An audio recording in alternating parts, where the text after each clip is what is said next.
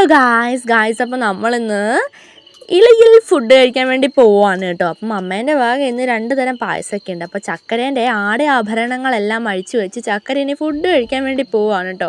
അപ്പോൾ നമ്മളിത് ഇലയൊക്കെ ഇട്ട് കഴിഞ്ഞിട്ടുണ്ട്. അപ്പം നമ്മുടെ പൊന്നുണ്ണിയും കുഞ്ഞുണ്ണിയും ചക്കരയും കൂടി വീട്ടിൽ വന്നിട്ടുണ്ട് കേട്ടോ. അപ്പം നമ്മളങ്ങനെ ഇതേ ഇലയിൽ ഫുഡ് വിളമ്പാൻ വേണ്ടി പോവുകയാണ്. അപ്പം നമ്മൾ എന്നും കഴിക്കുന്ന ഫുഡാണ്. അപ്പോൾ ഒരു വെറൈറ്റിക്ക് നമ്മൾ ഇലയിൽ കഴിക്കാൻ ഓർത്തും. അപ്പോൾ ഇലയിൽ കഴിക്കുന്നതുകൊണ്ട് തന്നെ 2 തരം പായസമൊക്കെ ഉണ്ട് കേട്ടോ. അമ്മേൻ്റെ സ്പെഷ്യലാണ്. അപ്പം അമ്മ എപ്പോൾ പായസം വെച്ചാലും 2 തരം വെക്കാതിരിക്കും. അങ്ങനെ നമ്മൾ ചോറൊക്കെ വിളമ്പിയിട്ടുണ്ട് കേട്ടോ. അപ്പോൾ സ്പെഷ്യൽ കറി എന്തൊക്കെയാണെന്ന് നമുക്ക് നോക്കാം. അപ്പം സദ്യ എന്ന് പറയുമ്പോൾ തന്നെ സാമ്പാർ ഫ്രണ്ടിലാണോ? അപ്പോൾ സദ്യ എന്നൊന്നും പറയാൻ മാത്രം കറികളൊന്നും ഇല്ല, എങ്കിലും നമുക്കൊരു ചെറിയ കുഞ്ഞു സദ്യ എന്ന് തന്നെ പറയാം കേട്ടോ. അങ്ങനെ ഇതേ നമ്മളെ എല്ലാ വിഭവങ്ങളും നമ്മൾ ഇതിവിടെ വിളമ്പിക്കൊണ്ടിരിക്കുകയാണ്. സാമ്പാർ, ചീരത്തോരൻ, പപ്പടം, അച്ചാർ, പിന്നെ നമ്മുടെ മോരുണ്ടായിരുന്നു.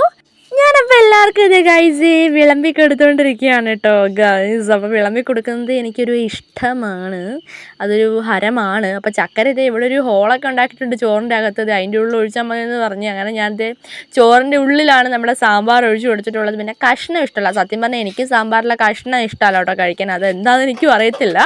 അങ്ങനെ ദൈവന്മാർക്കൊക്കെ ചോറ് വിളമ്പി അവർ കഴിക്കുന്നത് കണ്ട് ഞാൻ സന്തോഷിച്ചുകൊണ്ടിരിക്കുകയാണ്.